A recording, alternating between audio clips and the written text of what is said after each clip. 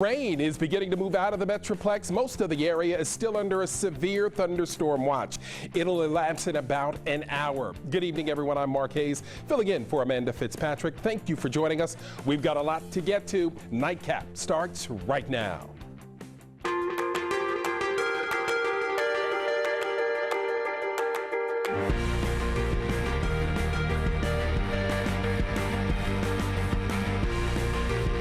And here's your need to know. A change of venue is in order for Allen High School. Officials have been forced to move this year's graduation ceremony because of the cracking issue at Eagle Stadium. Earlier this week, it was revealed that part of the $60 million facility might have to come down. Poor concrete and shoddy steel work are the likely culprits for the structural problems. The stadium is now off limits and will likely stay that way for some time. Now officials have settled on a new location for graduation. It'll be held at the American Airlines Center on the 6th of June. Tensions mount as we've reached a pivotal moment in the Ukraine crisis. Today, Russia blocked a UN Security Council resolution with a lone vote against it. The resolution was proposed by the United States and would have denounced a regional referendum on secession as invalid. 13 nations voted in favor. One member, China, abstained. The controversial secession referendum is set for tomorrow in Crimea. Residents there can either choose to become part of Russia or create its own independent state.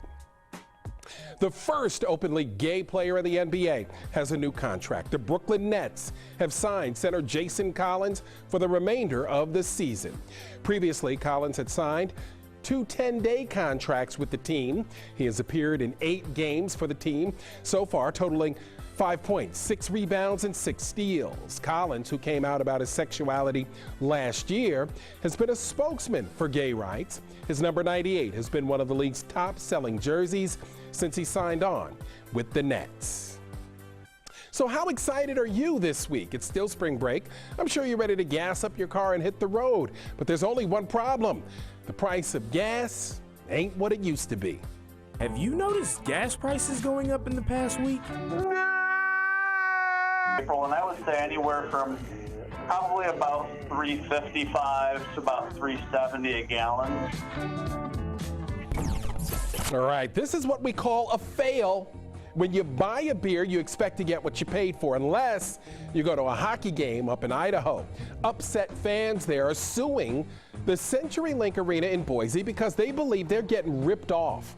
They proved their point with this YouTube video showing the difference between a $4 beer and the big boy, the larger $7 cup. What they found? The amount of beer exactly the same. Oops.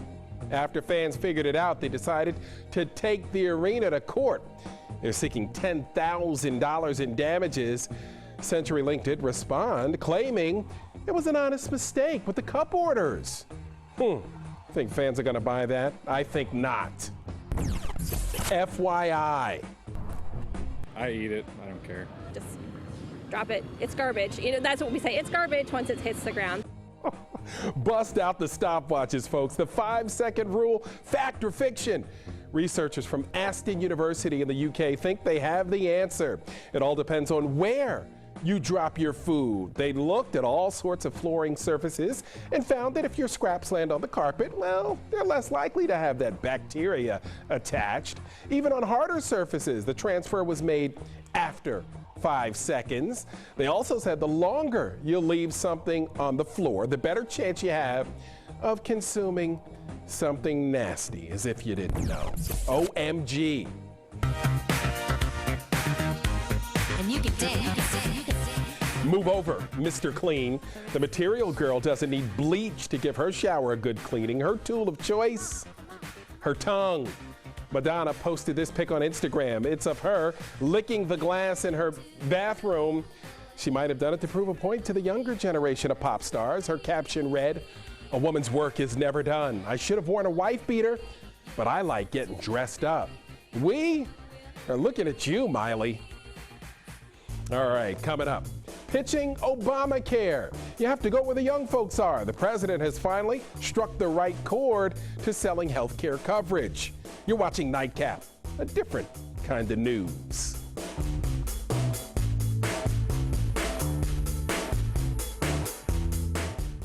It's Ram Truck Month, and one thing tech.